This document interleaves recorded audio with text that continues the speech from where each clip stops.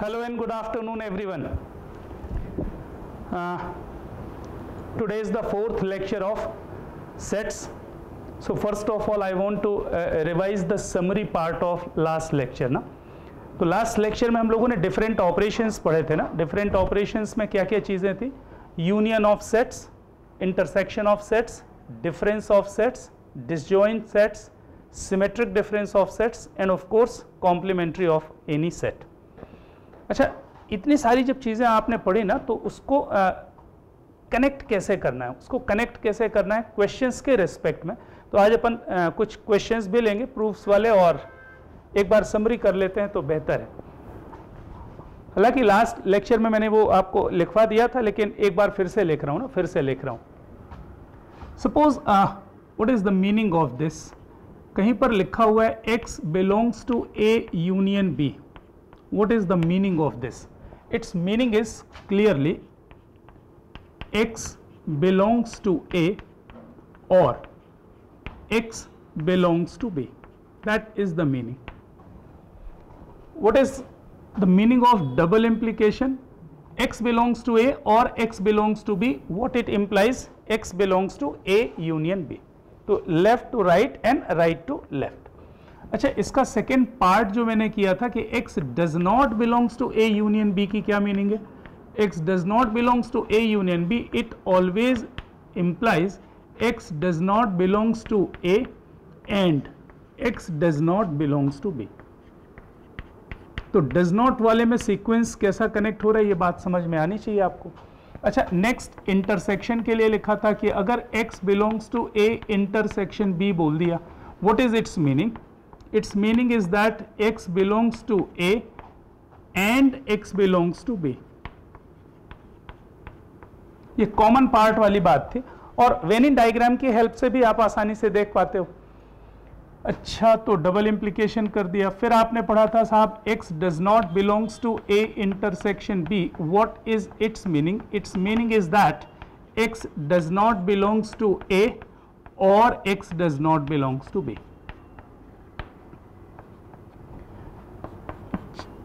If A intersection B is equals to phi, A और B का intersection, there is no common element.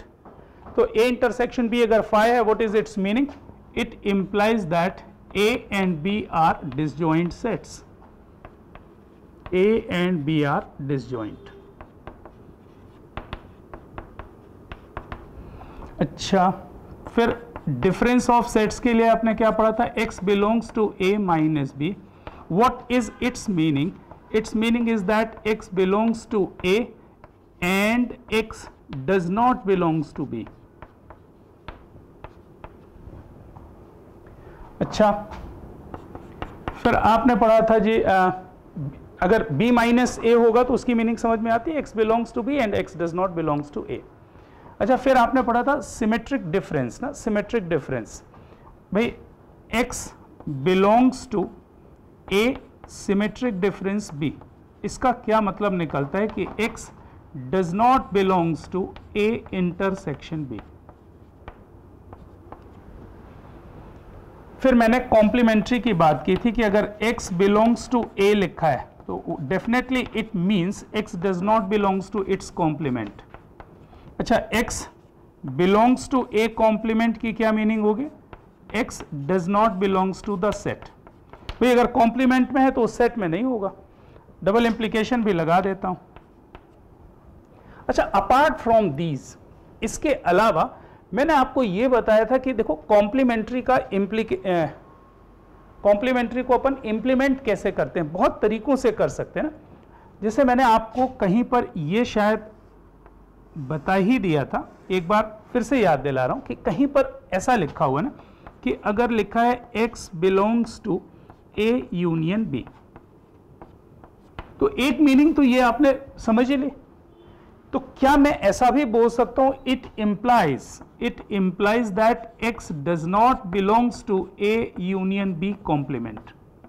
I hope की बात समझ में आ रही है कि अगर x किसी सेट में है तो डेफिनेटली उसके कॉम्प्लीमेंट में नहीं होगा. यहां पर A की जगह पर A यूनियन B लिखा हुआ है. अच्छा, कहीं पर ऐसा कुछ लिख दे x बिलोंग्स, या ऐसा लिख दिया, जरा आप सोचो कि x belongs to A intersection B के कॉम्प्लीमेंट में है। क्या लिखा है? x A इंटरसेक्शन B के कॉम्प्लीमेंट में है, तो डेफिनेटली x इस सेट में नहीं होगा। तो इसकी मीनिंग आप ऐसा लिख सकते हो, it implies that x does not belongs to A intersection B। तो वो बात बस आपको समझानी है कि जो कॉम्प्लीमेंट है उसका इस्तेमाल बहुत फ्रीक्वेंटली आपको करते बनना चाहिए, ठीक है। अच्छा, और भी कोई बात? हाँ, मैंने एक बात और भी आपको बताई थी कि इन जनरल हम लोग ये बात करेंगे कि A माइनस बी की एग्जैक्ट मीनिंग क्या है, A इंटरसेक्शन B कॉम्प्लीमेंट। कहीं पर प्रूफ की बात आएगी तो वो भी करेंगे। ये आपको मैंने समझा दिया था कि A minus B, difference of A and B का मतलब क्या है, इसकी मीनिंग समझ में आती है ना। X A में है लेकिन B में नहीं, और इसका भी यही मतलब है, X A में है लेकिन B में नहीं, तो दोनों सेम चीजें लिखी हैं। फिर आपको और क्या लिखा था मैंने आपके लिए? और भी कुछ लिखा था, मुझे ऐसा याद आ रहा है, एक बार और सोच लेते हैं। ऐसा कुछ लिखा था शायद कि if A is subset of B, अगर A B का सबसेट है, फोटो में कैसे, वेनिन डायग्राम में कैसे आएगा, ये B है और इसके अंदर A है, तो clearly A is subset of B है। तो अगर A B का सबसेट है, देन A यूनियन B करने पे हमेशा बड़ा वाला सेट आएगा और A इंटरसेक्शन B करने पर हमेशा छोटा वाला सेट आएगा। तो सीधी सी बात दिखता भी है कि अगर A और B का इंटरसेक्शन करोगे तो कॉमन पार्ट क्या है, A है, तो A इंटरसेक्शन B A हो जाएगा। This one is the case if A is subset of B। तो होपफुली इसका इस्तेमाल अब आपको समझ में आ गया। चलिए आगे बढ़ते हैं। कहीं से मुझे आप सोच के बताएं कि if you want to show that two sets are equal, ये सेट A है और ये सेट B है और ये दोनों सेट्स क्या हैं, इक्वल हैं, मुझे ये प्रूफ करना है, तो क्या प्रूफ करेंगे? डेफिनेटली अगर ये इसके इक्वल प्रूफ करना है तो एक तरीका ये होगा कि मैं ऐसा प्रूफ कर दूं कि ये इसका सबसेट है और ये इसका सबसेट है। भाई अगर ये इसका सबसेट है और ये भी इसका सबसेट है, what is its meaning? A के सारे एलिमेंट B में हैं और B के सारे एलिमेंट A में हैं, तो डेफिनेटली ये पॉसिबल कब होगा, जब दोनों सेट्स इक्वल होंगे। इस वर्किंग को हम लोग इस्तेमाल करने वाले हैं, इसलिए याद दिला रहा हूं आपको। आगे हेडिंग डाल लेंगे जरा, laws of algebra on sets. Sets में एल्जेब्रा के लॉज क्या क्या फॉलो होते हैं, जल्दी जल्दी से लिखना है please. First law is idempotent. नाम अपन को मालूम हो जाए तो अच्छा है, इसको बोलते हैं idempotent law. What this idempotent law states, इसके दो रूल्स हैं। पहला रूल तो ये कहता है कि अगर किसी सेट का खुद के साथ आप यूनियन लोगे तो सेट इटसेल्फ मिलेगा। A union A is always equals what, A। A union A करने पे क्या मिलेगा, A। और अगर मैंने A इंटरसेक्शन A किया तो भी क्या मिलने वाला है, A मिलने वाला है। This law is called idempotent law.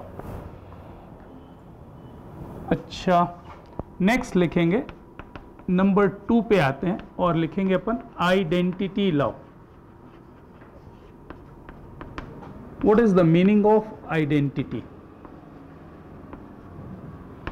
देखो आइडेंटिटी की बात से मुझे कुछ कुछ चीजें याद आ रही ना।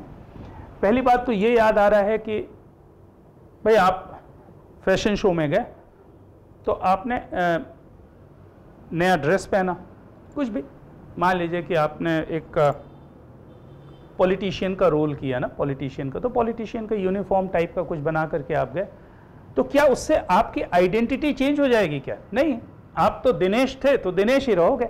अरे बाद में भाई कभी तो चेंज करोगे ना, तो आपकी आइडेंटिटी मेंटेन रहनी चाहिए। तो ये आइडेंटिटी लॉ का जो सिस्टम है बस ऐसे ही फॉलो होता है कि आप कुछ ऑपरेशन करने के बाद भी अगर आपकी आइडेंटिटी सेम रहती है तो that law is called identity law. मैं आपको एग्जांपल दे रहा हूं। तो दो लॉज हैं आइडेंटिटी के। अगर मैं आपसे बोलूं कि A यूनियन फाई, एक सेट A है, उसका आप नल सेट के साथ यूनियन ले रहे हो, तो जब आप नल सेट के साथ उसका यूनियन लोगे तो मिलेगा क्या? जल्दी बोलो क्या मिलेगा? अरे सेट इटसेल्फ मिलेगा कि नहीं मिलेगा? तो can we say that if we take union of any set with null set, its identity remains same. इसलिए इस लॉ को अपन क्या बोल देते हैं, आइडेंटिटी लॉ बोल देते हैं। अच्छा, A intersection universal set, universal set के साथ अगर सेट ए का इंटरसेक्शन लो, भाई यूनिवर्सल सेट तो बड़ा सा सेट होता है, कोई भी सेट उसके अंदर ही आएगा, तो जब आप उसके साथ उसका इंटरसेक्शन लोगे तो क्या मिलेगा, सेट ए ही मिलेगा।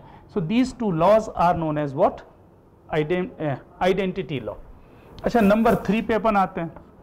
नंबर 3 जो रूल है उसको हम लोग क्या बोलने वाले हैं, कम्यूटेटिव लॉ। अच्छा, ये क्या कहानी है कम्यूटेटिव लॉ की?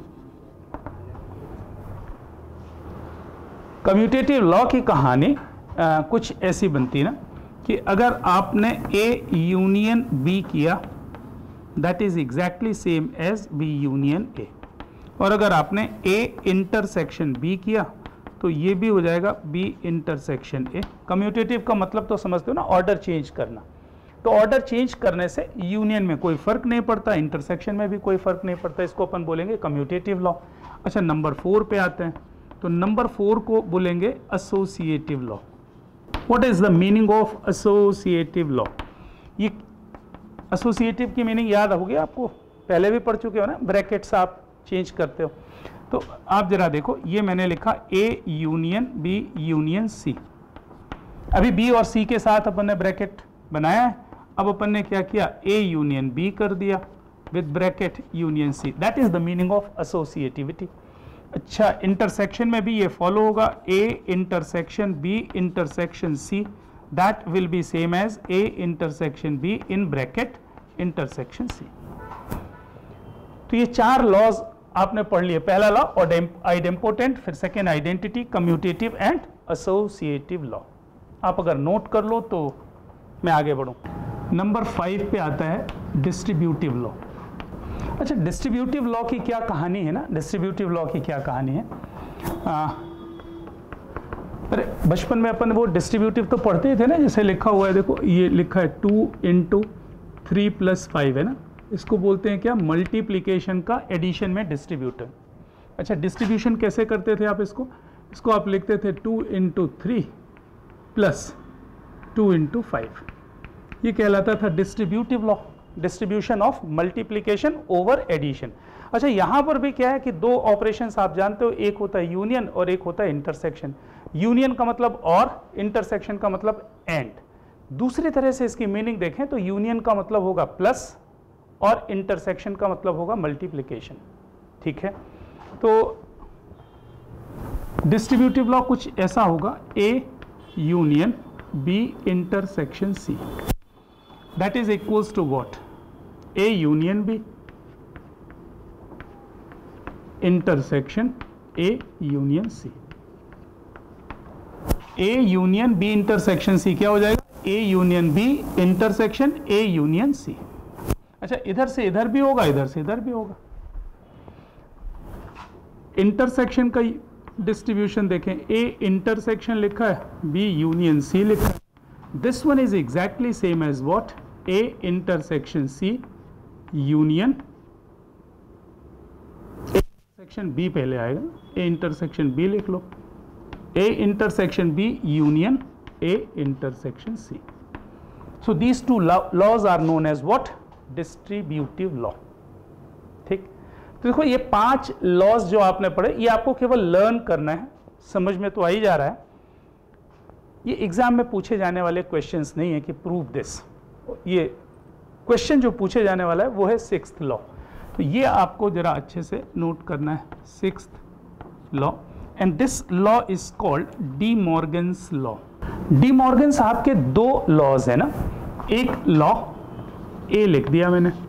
तो फर्स्ट लॉ डी मॉर्गन साहब का क्या है, वो ये कहते हैं साहब कि अगर ए यूनियन बी का होल कॉम्प्लीमेंट में करूं, that is equals to what, A complement intersection B complement. समझ में आ रहा है क्या, A union B whole complement is equals to what, A complement intersection B complement, union की जगह इंटरसेक्शन आ जाएगा। और इसका जो सेकेंड लॉ है वो क्या कहता है, A intersection B whole complement, and that is equals to what, A complement union B complement, A intersection B whole complement is equals to what, A complement union B complement. तो ये कुल मिलाकर के डी मॉर्गन्स लॉ है, और इन दोनों laws को हम लोग प्रूव करने जा रहे हैं अभी, क्योंकि ये सबसे ज़्यादा इंपॉर्टेंट पार्ट है, और ये किसी भी लेवल के सब्जेक्टिव एग्जाम में ना, सब्जेक्टिव एग्जाम में जरूर पूछा जाता है। देखो इसका इस्तेमाल हम लोग आगे करेंगे, परम्यूटेशन कॉम्बिनेशन में थोड़ा बहुत करेंगे, प्रोबेबिलिटी में इसका इस्तेमाल बहुत ज़्यादा करेंगे, लेकिन अभी तो केवल मुझे सेट बेस्ड आपको पढ़ा रहा हूँ, इसलिए इसकी जो रिजल्ट है इसको प्रूव करने की ज़रूरत है। तो जल्दी से चलो प्रूफ की तैयारी करते हैं। First, A union B whole complement is equals to A complement intersection B complement. लिखना क्या है, proof A। What is required,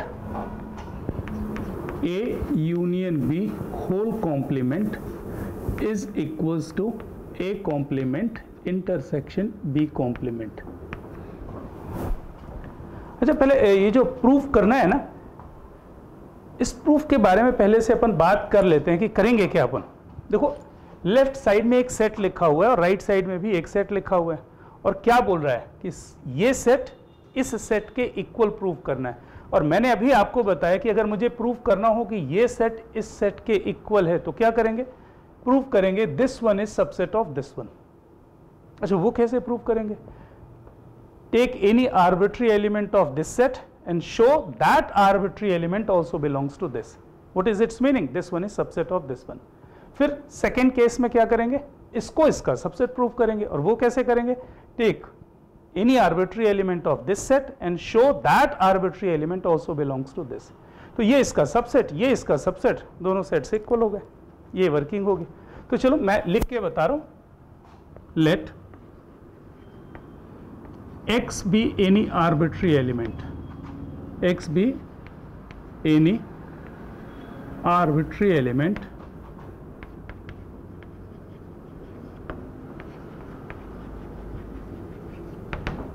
of A union B whole complement.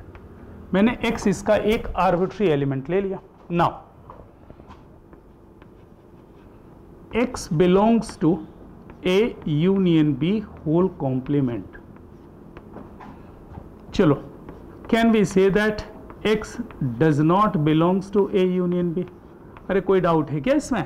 सीधी सी बात है, अगर x इसमें नहीं है, इसके कॉम्प्लीमेंट में है, x belongs to this complement, तो डेफिनेटली x इस सेट में नहीं होगा। अच्छा, x does not belongs to A union B की मीनिंग क्या थी, याद करो। x does not belongs to A union B का मतलब क्या था, x does not belongs to A and x does not belongs to B। तो मैंने लिख देना है साहब, what is its meaning, x does not belongs to A and x does not belongs to B। कोई doubt?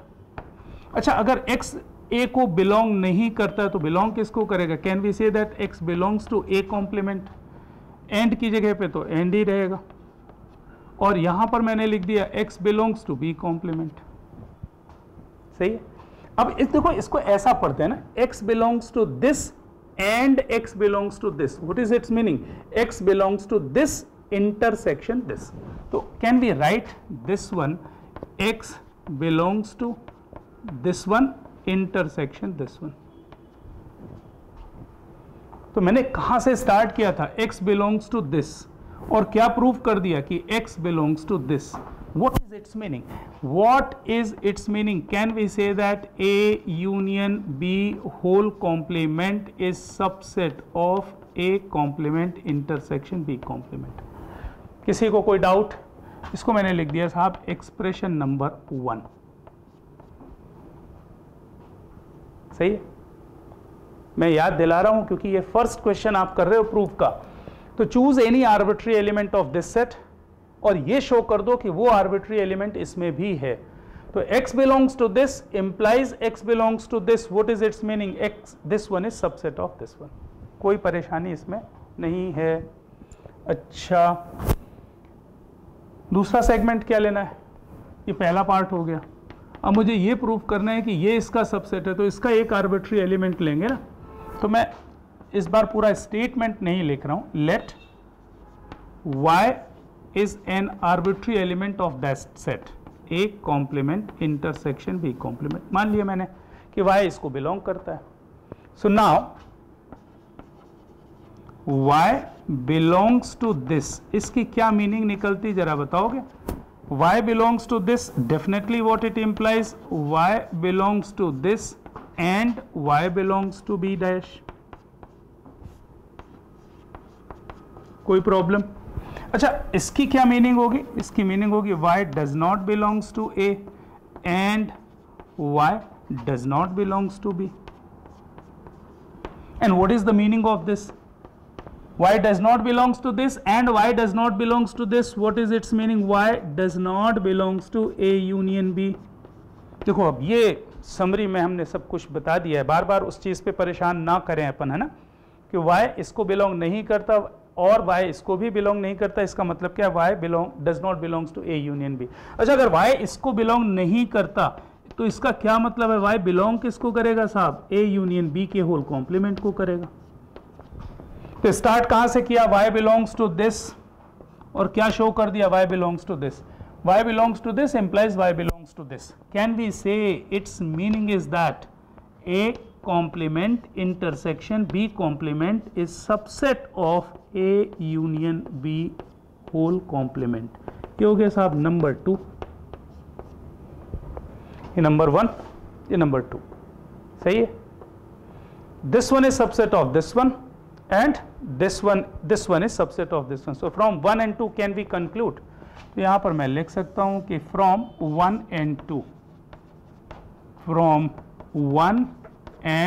2 can we say a union b whole complement is nothing but what? a complement intersection b complement। ये आपकी standard working है किसी भी expression में equality को prove करने के लिए। तो ये साहब प्रूफ ए है और इसमें जरा भी मिस्टेक नहीं है, एज इट इज आपके दिमाग में बैठ जानी चाहिए। ये वाला जो पार्ट है ना, बी वाला पार्ट, ये मैं आपके लिए छोड़ रहा हूं अभी, क्योंकि ये मैंने बता दिया। बी वाला पार्ट आपको घर में करना है बैठ के उसको, है ना। बी वाला पार्ट आप करेंगे, नहीं बनेगा तो फिर मैं उसको एक्सप्लेन करूंगा। इसको नोट कर ले जरा अच्छे से please. A is set of all the elements x such that x equals 3n और n क्या है? belongs to z है। अच्छा, मुझे तो ये समझ में आता है कि साहब इसने इसको सेट बिल्डर फॉर्म में लिखा है, तो मेरे को अगर कोई भी बात ना समझ में आए ना तो मैं इसको क्या करूँगा कि रोस्टर फॉर्म में लिख लूँगा। और रोस्टर फॉर्म में क्या लिखूँगा? n बिलोंग्स टू z है। n बिलोंग्स टू z का मतलब क्या? इंटीजर, पॉजिटिव या फिर नेगेटिव। मान लीजिए n की जगह मैंने 0 रखा तो 0 आएगा, 1 रखूँगा तो कितना आएगा? 3, फिर कितना आ गया? 6, फिर आएगा 9, फिर आएगा 12 और इस तरह से आता जाएगा। अच्छा, -1 रखूंगा तो -3 मिलेगा, -6 मिलेगा और ऐसे इस साइड पे भी माइनस इनफाइनाइट से लेकर के ऐसे इनफाइनाइट तक वैल्यूज चली जाएंगी। अच्छा, सेट बी क्या दिख रहा है? सेट बी में 0 रखोगे तो 0 आएगा, फिर 1 रखोगे तो 4 आएगा, 2 रखोगे तो 8 आएगा, फिर 3 रखोगे तो 12 आएगा, 4 रखोगे तो 16 आएगा, फिर 20, ऐसे आता जाएगा और क्या? 20 आएगा, 24 आएगा। ओके। अच्छा, इधर पे भी तो कुछ आएगा, -4 आएगा, -8 डैश डैश डैश। अच्छा, मुझे ये समझ में आ रहा है कि अगर मैं A इंटरसेक्शन B निकालूं तो क्या क्या मिलेगा? आपको कुछ समझ में आ रहा है कि A इंटरसेक्शन B क्या क्या आएगा? एक तो 0 आएगा कॉमन पार्ट, फिर 12 आएगा कॉमन पार्ट, आएगा ना। अच्छा, फिर नेक्स्ट क्या आएगा? यहाँ पर 12 के बाद 15, 18, 21, 24, तो 24 भी कॉमन आएगा और वही सारी चीज़ें नेगेटिव साइड में भी जाएंगी। तो can we say that common part is what? 0, 12, 24, फिर 36 आएगा आगे, आप निकाल के देख पाओगे। अच्छा, इधर पे कितना आएगा? -12, -24, ये कॉमन पार्ट आ जाएगा। तो उसने पूछा क्या है? फाइंड ए इंटरसेक्शन बी, तो मैंने ये ए इंटरसेक्शन बी तो लिख दिया, कोई डाउट? अच्छा, ये मैंने रोस्टर फॉर्म में लिखा है, तो अगर मैं चाहूं कि इसको मैं किस फॉर्म में लिख दूं साहब? सेट बिल्डर फॉर्म में। तो मैं इसको ऐसा कैसे लिखूंगा, A intersection B is what, set of all the elements x such that x is equals to 12n, x is equals to 12n for all n belongs to z। ये आपका answer आ जाएगा। अच्छा आसान है ना, क्योंकि 12 दिख रहा है, 12 चाहिए, 24 चाहिए, 36 चाहिए, फिर 48 चाहिए होगा, इधर -12, -24, -36, so definitely x is equals to 12n and for all n belongs to z। 0 रखोगे तो 0, देन 1 रखा तो 12, देन 24, देन 36, ये सारे नंबर्स मिल जाएंगे। अच्छा और भी बात सोच सकते हैं, ये मैंने रोस्टर फॉर्म में लिख के आपको समझाया। अब A इंटरसेक्शन B का मतलब क्या है ना, A इंटरसेक्शन B का मतलब ये है कि कॉमन पार्ट चाहिए, मतलब 3n और 4n जो नंबर है उसका कॉमन पार्ट चाहिए। इसका मतलब क्या होगा, 3n और 4n का LCM ले लो। What is the LCM of 3n and 4n, that is 12n। ये आपका आंसर हो जाएगा। A intersection B is what, LCM of 3n and 4n, that is 12n। तो या तो आप कुछ ना समझ पाओ सेट बिल्डर से तो आप रोस्टर में लिख लो और फिर उसको आप अलग से कन्वर्ट करके देख सकते हो, और अगर डायरेक्ट समझ में आ रहा है तो बहुत ही अच्छी बात होगी। चलो आगे बढ़ते हैं। चलिए तो आपको इस क्वेश्चन पे चलते हैं जी। ये 4th का 11th क्वेश्चन है। लेट u इज 1 2 3 4 5 6 7 8 9 और 1 2 3 4 2 4 6, c दिया हुआ 3 4 6। अच्छा a का कॉम्प्लीमेंट पूछ रहा है। अच्छा a का कॉम्प्लीमेंट का मतलब क्या बताया, A का कॉम्प्लीमेंट होगा क्या, all those elements which are not in A। तो A में देख लो क्या है, 1 2 3 4 है, तो यूनिवर्सल सेट में 1 2 3 4 छोड़ दीजिए, ये सारे के सारे एलिमेंट्स किस में आ जाएंगे, A कॉम्प्लीमेंट में आ जाएंगे। तो A कॉम्प्लीमेंट कितना हो जाएगा, 5 6 7 8 9, कोई डाउट नहीं। अच्छा फिर उसने पूछा A यूनियन C का whole complement, A union C का होल कॉम्प्लीमेंट पूछ रहा है। तो एक काम करते हैं, पहले A यूनियन C लिख लेते हैं। तो A यूनियन C लिख लो भाई। A यूनियन C का मतलब क्या, elements which are either in A और इन C। तो ये A दिया हुआ है और ये C दिया हुआ है, तो 1 2 3 4 और 3 4 तो पहले से है 5 6, तो A यूनियन C कितना हो गया, 1 2 3 4 5 6, ये A यूनियन C हो गया। अच्छा A यूनियन C निकालने के बाद आपको क्या करना है, A यूनियन C का कॉम्प्लीमेंट। अच्छा कॉम्प्लीमेंट निकालेंगे मतलब set of those elements which are not in A union C। तो A यूनियन C को छोड़ दीजिए, बाकी यूनिवर्सल सेट में जितने भी एलिमेंट हैं वो उसके कॉम्प्लीमेंट में होंगे। तो 1 2 3 4 5 6 छोड़ दीजिए तो कितना बचेगा, 7 8 9 आ जाएगा। ये आपका A यूनियन C कॉम्प्लीमेंट हो गया। सही। अच्छा एक आध और देख लेते हैं। A कॉम्प्लीमेंट, ये तो आपने पहले ही लिखा हुआ ना, A कॉम्प्लीमेंट A होता है, ये तो A हो जाएगा। अच्छा B माइनस C का कॉम्प्लीमेंट, तो पहले B माइनस C लिखते बनना चाहिए भाई आपको। B माइनस C का मतलब क्या हुआ, जरा देखो B माइनस C की मीनिंग क्या है, those elements which are in B but not in C। C के एलिमेंट्स हटा दो, तो B और C पहले देख लो क्या, ये B है और ये C है, तो B में तो होना चाहिए लेकिन C में नहीं होना चाहिए, तो 2 बिल्कुल चलेगा, 4 नहीं चलेगा क्योंकि 4 C में भी है, 6 चलेगा नहीं क्योंकि 6 यहाँ पर भी, 8 चलेगा, तो 2 और 8 आ जाएगा, 4 और 6 को छोड़ देना है, तो 2 और 8 ये B माइनस C में हो गया। B माइनस C क्या होता है, elements belonging to B and not belonging to C। अच्छा अब इसका कॉम्प्लीमेंट पूछ रहा है साहब, B माइनस C का कॉम्प्लीमेंट, तो B माइनस C का कॉम्प्लीमेंट क्या होगा, set of all those elements which are not in B minus C। तो B माइनस C में 2 8 है, इनको छोड़ के बाकी सारे एलिमेंट्स जो यूनिवर्सल सेट के हैं वो हो जाएंगे, तो ये 2 और 8 छोड़ दीजिए, बाकी कितना हो जाएगा, 1 3 4 5 6 7 9, तो ये हो गया 1 3, सही है, फिर 4 5 6 7 एंड 9, ये एलिमेंट्स आपके B माइनस C कॉम्प्लीमेंट में हो गए। तो ये तो डेफिनेशन बेस्ड है। अच्छा आप वेनिन डायग्राम से भी ये सारी बातें क्लियर कर सकते हैं ना। वेनिन डायग्राम आपको मैंने बताया कि A माइनस B कैसे बनता है, B माइनस C कैसे बनता है। ठीक, देखिए क्वेश्चन नंबर 5 का first, for any 2 sets A and B prove that A minus B is equals to A intersection B complement. देखो ये मैंने आपसे पहले भी बोला था यार कि ये तो अपन ने प्रूव कर लिया, ये आपको लर्न करके भी रखना है। Whenever a minus B is there one can always write a intersection b complement, दोनों की मीनिंग एक है। तो अगर इसको प्रॉपरली प्रूव करना पड़ जाए आपको ना कि show that this one is equals to this one, तो अभी हम लोगों ने वर्किंग की बात की थी कि नहीं की थी? दो सेट्स मुझे प्रूव करने इक्वल हैं, ये इसके इक्वल है, तो क्या प्रूव करोगे? ये इसका सबसेट है और ये इसका सबसेट है, और सबसेट प्रूव करने के लिए क्या करोगे? इसका एक आर्बिट्री एलिमेंट ले लो और प्रूव करो कि वो इसका भी एलिमेंट, ऐसे ही कुछ। तो चलिए पहला सेगमेंट अपन लिखते हैं कि let x be any arbitrary element of a minus B. अब कहीं से मैं ये शो कर दूं ना कि साहब ये x इसमें भी है, तो मैं बोल सकता हूं कि ये इसका सबसेट, बस इतनी सी बात है। तो यहां से चालू करते हैं साहब, है ना? कैसे चालू करते हैं? Now x belonging to a minus B, what is its meaning? Its meaning is that x belongs to a and x does not belongs to b। ये बिल्कुल सही है।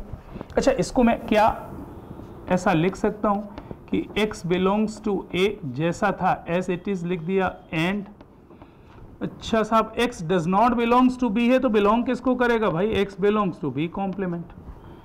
x belongs to this and x belongs to this, ऐसा करके भी कभी कभी बोलना अच्छा है। दिस दैट ऐसा करके बोलेंगे तो आपको कंफ्यूजन नहीं होगा ना। तो x belongs to this and x belongs to this, इसका मतलब क्या हुआ? x belongs to this intersection this, and का मतलब तो इंटरसेक्शन ही होता है। तो can we say that it implies x belongs to a intersection b complement. यहां से शुरू किया था साहब आपने, x belongs to a minus b implies that x belongs to this, x belongs to this implies x belongs to this. What is its meaning? इसकी meaning जल्दी से बोलो, जल्दी से बोलो, क्या है इसकी meaning? a minus b is subset of a intersection b complement. और ये आपकी पहला रिजल्ट हो गया।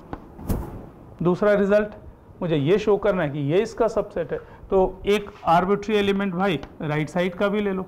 तो let y belongs to a intersection b complement, और मुझे ये शो करना है कि ये जो y आपने यहां से लिया वो इसको बिलोंग करता है, तो ये इसका सबसेट हो जाएगा। तो मैंने क्या किया, नाउ लिख दिया जैसे लिखते हैं। So y belongs to a intersection b complement. What is its meaning? इसकी मीनिंग ये है कि y बिलोंग्स टू a है and y belongs to b complement है।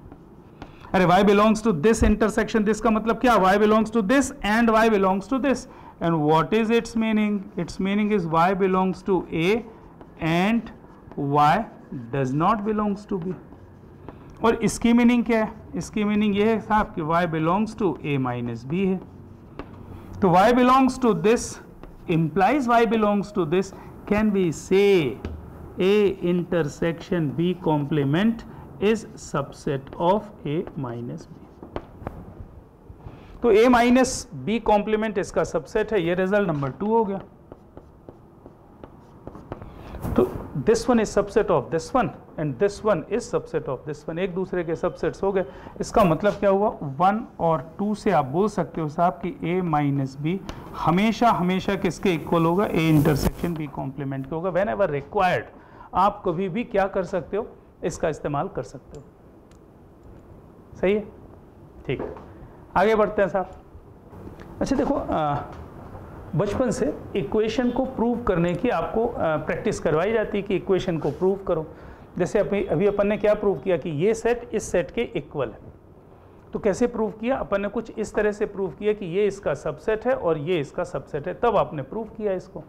अच्छा, अब अगर मुझे बताओ कि इक्वेशन जैसे प्रूव करना होता है ना कि ये इक्वल्स ये, तो ऐसा भी कुछ होता था ना कि अपन LHS से स्टार्ट करें और RHS के इक्वल प्रूव कर दें, तो भी तो अपन बोलते थे ना कि ये प्रूव्ड है। ऐसा ही कुछ सेट्स में है। कुछ क्वेश्चन में तो ये वर्किंग बहुत बहुत बहुत ही अच्छी है, जैसा अभी इसमें मैंने करवाया कि ये बहुत ही अच्छी सी वर्किंग दिख रही है। अच्छा, इस क्वेश्चन में मुझे क्या प्रूव करना है कि ये सेट इस सेट का, सॉरी, ये सेट और ये सेट बराबर है ना, इक्वल है। तो ऐसा प्रूव कर सकते हैं कि साहब ये इसका सबसेट है और ये इसका सबसेट है, बिल्कुल उसमें कोई परेशानी नहीं है, बिल्कुल सही होगा, कहीं पर भी कोई मिस्टेक नहीं होगी। लेकिन मुश्किल क्या है, थोड़ा सा लेंदी दिखता है। तो व्हाई नॉट, मुझे ऐसा लगता है कि इसको मैं LHS से स्टार्ट करके RHS प्रूव कर दूं, वो ज़्यादा आसान सा दिख रहा है और 2-3 लाइन का ही दिख रहा है। जरा आप देखो, तो मैंने क्या किया, LHS लिया और LHS में क्या बनाया, A minus B union B, ये दिया हुआ। अच्छा, इसको मैंने क्या किया, आप देखते चलो, इसको मैंने लिख दिया A intersection B complement union B। कोई दिक्कत, A माइनस बी की जगह क्या लिखा, A इंटरसेक्शन B कॉम्प्लीमेंट। अच्छा, ये डिस्ट्रीब्यूटिव लॉ कुछ दिख रहा है आपको, अभी आपने पढ़ा ना, इसका मतलब क्या होगा, इसका मतलब होगा A union B intersection B complement union B। तो इसको डिस्ट्रीब्यूट कर दिया मैंने, तो क्या लिखा मैंने, A यूनियन B और इंटरसेक्शन में क्या आएगा, B कॉम्प्लीमेंट यूनियन B। अच्छा, जल्दी से मुझे बताओ कि A यूनियन B की जगह तो A यूनियन B ही लिखा रहने दिया, और यहाँ पर इंटरसेक्शन में किसी भी सेट का उसके कॉम्प्लीमेंट, किसी भी सेट का उसके कॉम्प्लीमेंट के साथ यूनियन करोगे, क्या मिलेगा, यूनिवर्सल सेट। अरे मिलेगा कि नहीं, कि ये भी बताना पड़ेगा, ये सब कर चुके हो आप, पहले ही लिख लिया आपने, जब कॉम्प्लीमेंट्री लिखा था तब भी आपको वेनिन डायग्राम से भी बताया और वैसे अलग से भी मालूम है कि A यूनियन A कॉम्प्लीमेंट हमेशा क्या आएगा, यूनिवर्सल सेट। अब जल्दी से इसके बारे में क्या ख्याल है आपका, ये एक सेट है जिसका यूनिवर्सल सेट के साथ इंटरसेक्शन ले रहे हो, तो भैया यूनिवर्सल सेट में तो सारी दुनिया समाई हुई है ना, तो इसका जब यूनिवर्सल सेट के साथ इंटरसेक्शन लोगे तो ये सेट खुद आएगा। भाई देखो, ये यूनिवर्सल सेट है और इसके अंदर ये छोटू सा सेट है, ये वाला A यूनियन B। अरे यूनिवर्सल सेट के अंदर तो सारे सेट्स होते हैं, तो ये यूनिवर्सल सेट के अंदर ये लिखा है A यूनियन B, तो जब इसका और इसका इंटरसेक्शन करोगे तो क्या मिलेगा, ये सेट खुद में आएगा। तो A union B intersection universal set is nothing but what, A union B, और A यूनियन B है क्या साहब, राइट हैंड साइड है, तो ये RHS हो गया। ऐसा करना ज़्यादा बेहतर होगा इस क्वेश्चन में ना, इस क्वेश्चन में ऐसा करना बेहतर होगा। आप एक बार घर में ट्रायल लीजिएगा, जो पहले वाली वर्किंग है कि this one is subset of that one and that one is subset of this one, ऐसा भी करके आप प्रूव कर सकते हो, कोई मुश्किल की बात नहीं होगी ना, कोई मुश्किल बात नहीं होगी। क्या लिखा है, for any two sets A and B prove that A union B equals B implies A is subset of B। लेकिन आप अगर बहुत अच्छी नज़र से देखें ना, यहाँ पर डबल इम्प्लीकेशन लिखा हुआ है, ये डबल इम्प्लीकेशन बना है ना, इसकी मीनिंग क्या होती है ना, इसकी मीनिंग होती है IFF। क्या होती है मीनिंग इसकी, IFF। अच्छा, IFF की मीनिंग क्या होती है, इसकी मीनिंग होती है साहब इफ एंड ओनली इफ।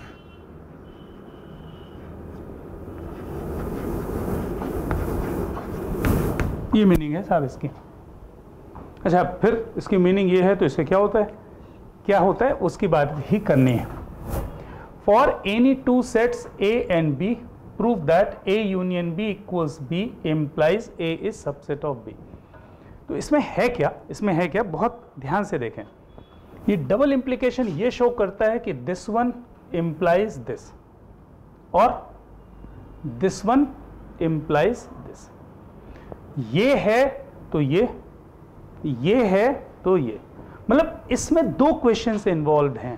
पहला क्वेश्चन ये कि अगर A union B equals B है तो प्रूव करना है कि A B का सबसेट है, और इसका दूसरा क्वेश्चन क्या होगा, if A is subset of B then prove that A union B is equals to B। ऐसी बात है, क्वेश्चन समझ में आ रहा है। तो whenever there is any question involving double implication, what is its meaning, that question involves two questions in it। उसमें दो questions involved होंगे, पहला लेफ्ट हैंड साइड एज्यूम करना है और राइट हैंड साइड प्रूव करना है। ये एज्यूम करिए कि ये गिवन है और ये प्रूव करिए, और सेकेंडली ये एज्यूम करिए कि ये गिवन है और ये प्रूव करिए। बात समझ में आ रही? तो मैं इस एक क्वेश्चन को करके बता रहा हूं आपको, जरा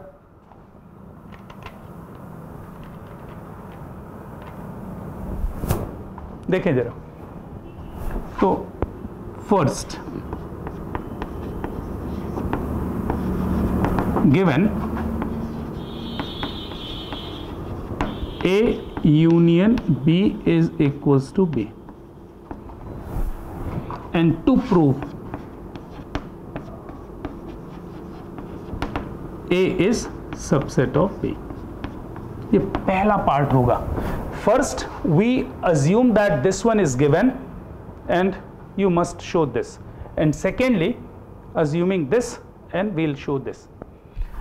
तो साहब A यूनियन B B दिया हुआ है और मुझे क्या प्रूव करना है कि A B का सबसेट है. अच्छा, A B का सबसेट कैसे प्रूव करते हैं? X belonging to A implies X belonging to B, ये प्रूव करना है. कोई डाउट? चलो तो लेते हैं साहब. तो let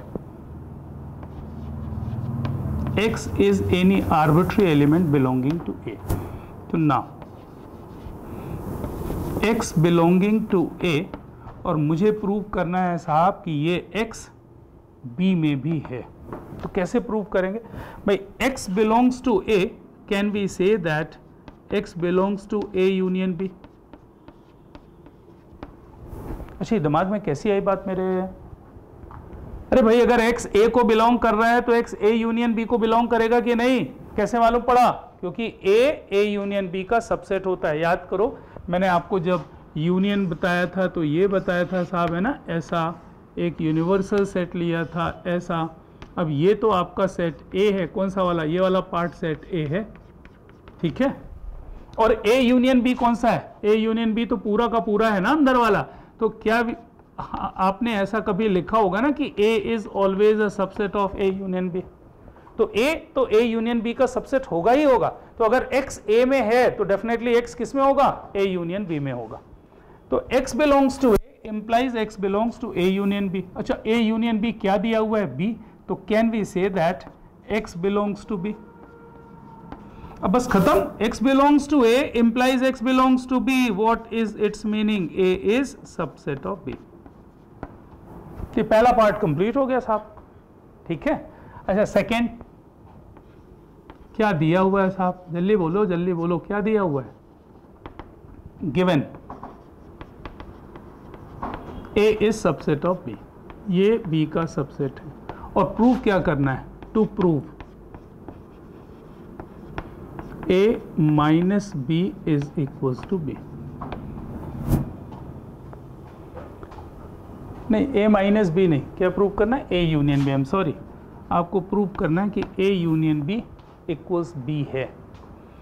तो कैसे प्रूव करें यार? कर लोगे क्या? चलो एक ट्रायल मारो, मैं बता देता हूँ. ट्रायल मारने की ज़रूरत नहीं ना भाई. इसमें क्या करना है? ये दो सेट इक्वल प्रूव करना है. तो मैं क्या करूँगा,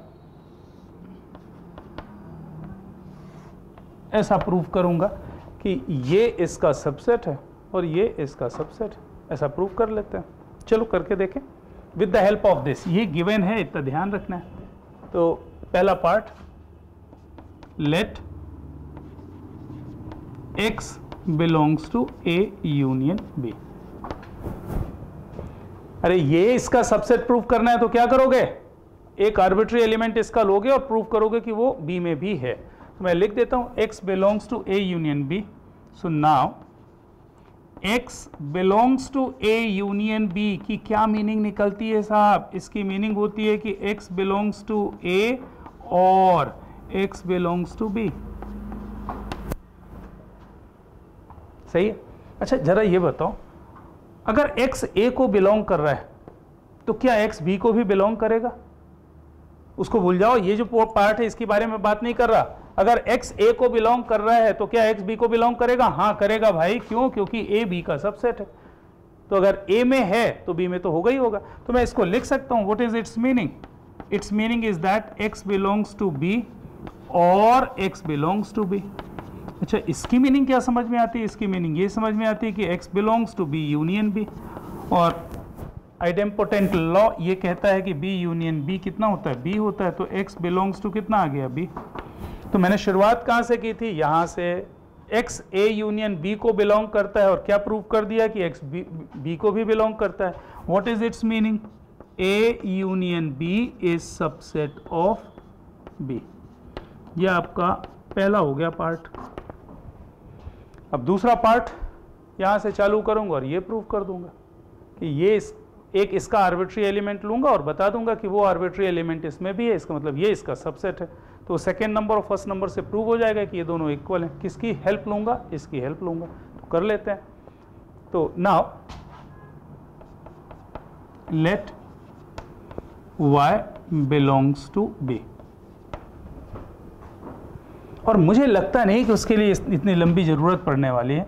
यहां पर लिखना क्या है कि now y belongs to b, can we say that y belongs to a union b? y belongs to a union b। Direct लिख दूं क्या? आप बोलो तो लिख दूं। अरे होगा कि नहीं? अरे भाई अगर y b को बिलोंग करता है साहब तो y a यूनियन b को तो बिलोंग करेगा ही करेगा। क्यों? क्योंकि b a यूनियन b का सबसेट होता है। ये स्टैंडर्ड है ना। a is subset of a union b as well as b is subset of a union b। a और b दोनों ही a यूनियन b के सबसेट्स हैं। तो y belongs to b implies y belongs to a union b। Can be say that b is nothing but what? Subset of a union b। अच्छा तो साहब b a union b का subset है, ये हो गया नंबर 2। आपने यहां से शुरू किया, ये इसका सबसेट है, और फिर आपने प्रूव कर लिया ये इसका सबसेट है। What is its meaning? दोनों आपस में इक्वल है। So can we say that from 1 and 2, from 1 and 2, can we say that A union B is equals to B? कोई डाउट? भाई साहब मैंने आपको फिर से रिक्वेस्ट करनी है, whenever there is a question involving double implication, आप हमेशा ये बात समझ लें कि उस क्वेश्चन में 2 क्वेश्चन हैं। पहले ये एज्यूम करेंगे और राइट साइड प्रूव करेंगे, और दूसरी बार में ये एज्यूम करेंगे और ये प्रूव करेंगे। सही है? चलो आगे बढ़ते हैं। नोट कर लो जरा, देखते हैं और कोई क्वेश्चन काम का। For any 2 sets A and B prove that this set is equals to this set. ये प्रूव करना है। तो हमेशा की तरह 2 तरीके हो सकते हैं। पहला तरीका क्या होगा? आप ये प्रूव कर दो कि ये इसका सबसेट है और ये इसका सबसेट है। लेकिन मुझे ऐसा लग रहा है, फिर से ऐसा फील आ रहा है ना कि ऐसे करने में ये क्वेश्चन बहुत बहुत बहुत बड़ा सा हो रहा है। तो मुझे कुछ दूसरा तरीका अपन फॉलो कर सकते हैं।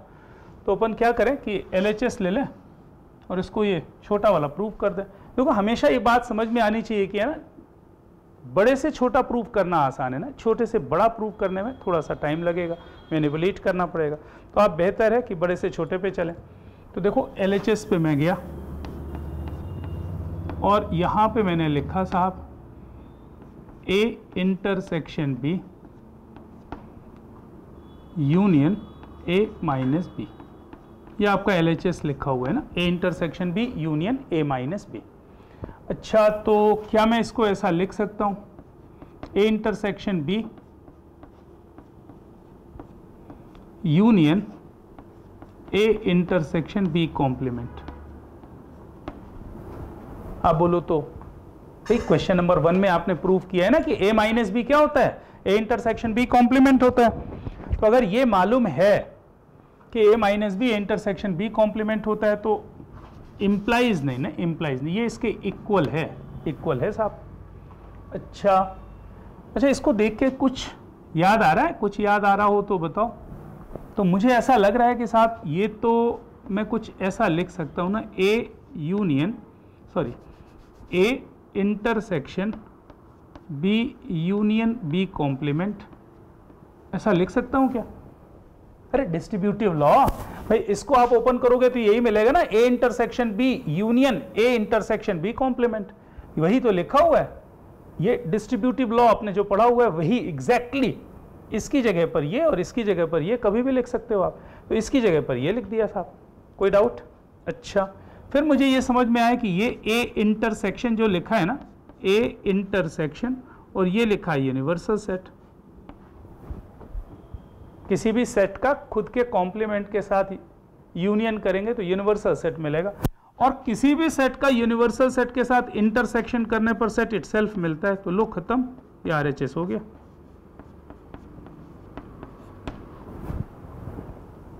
है ना अच्छा क्वेश्चन? तो कभी कभी क्वेश्चंस देखो कुछ भी इस्तेमाल होगा, कभी डिस्ट्रीब्यूटिव लॉ, कभी आइडेंटिटी लॉ, कभी कम्यूटेटिव लॉ, कभी एसोसिएटिविटी इस्तेमाल होगी, और बाकी एक वर्किंग तो स्टैंडर्ड मैंने आपको बताई दी कि ये इसका सबसेट और ये इसका सबसेट। तो होपफुली आपको बातें समझ में आ गई हैं आज की, और ठीक है, आज बस इतना ही अपन को करना है। मिलते हैं नेक्स्ट लेक्चर में। टाटा।